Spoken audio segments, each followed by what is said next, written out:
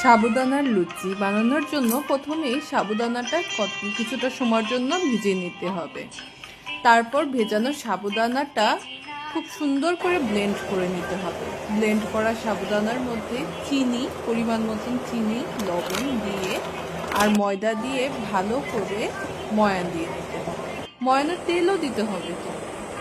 তারপর যার কাছে এই মেশিনটা আছে তারা এইভাবে করে নেবে, আর যাদের কাছে নেই তারা লুচির মতো বেলে নিয়ে গরম তেলে এইভাবে ভেজে নেবেন।